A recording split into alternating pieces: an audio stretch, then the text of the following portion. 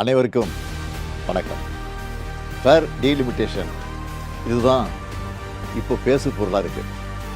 திமுக ஏன் இதை பேசு பொருளாக ஆக்குச்சுன்னா 2026 டீலிமிட்டேஷன் கண்டிப்பாக நடந்தே ஆகணும்.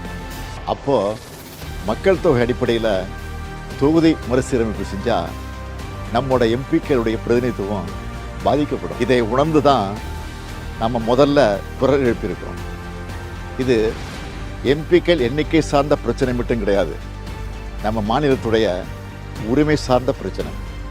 அதனால தான் தமிழ்நாட்டில் இருக்க அனைத்து கட்சிகளையும் அழைச்சி கூட்டம் நடத்தணும். பாஜக தவிர மற்ற எல்லா கட்சியினரும் ஓரணியில் நின்று நியாயமான தொகுதி மறுசீரமைப்பு வேண்டும்னு ஒரு தீர்மானத்தை நிறைவேற்றணும்.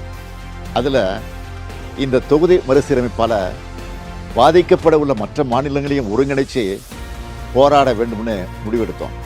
அதுக்காக ஆந்திரா, கர்நாடகா, கேரளா, தெலுங்கானா, ஒடிசா, மேற்கு வங்கம், பஞ்சாப் ஆகிய 7 மாநில முதலமைச்சர்களுக்கும் நாடாளுமன்றத்தில் பிரதிநிதித்துவம் இருக்கக்கூடிய அந்த மாநிலங்களை சார்ந்த எல்லா கட்சிகளோட தலைமைக்கும் நான் கடிதம் எழுதினேன். அந்த கடிதங்களை ஒரு அமைச்சர் மற்றும் ஒரு எம்பி அடங்கிய குழு அவங்கள நேரில் சந்தித்து கொடுத்து விளக்கம் அளித்தாங்க.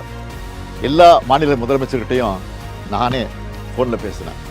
இதை தொடர்ந்து சிலர் நேரடியாக வர்றதாகவும் சிலர் ஏற்கனவே ஒத்துக்கிட்ட நிகழ்ச்சிகள் காரணமாக தங்களுடைய பிரதிநிதிகளை அனுப்புகிறதாகவும் சொல்லியிருக்காங்க.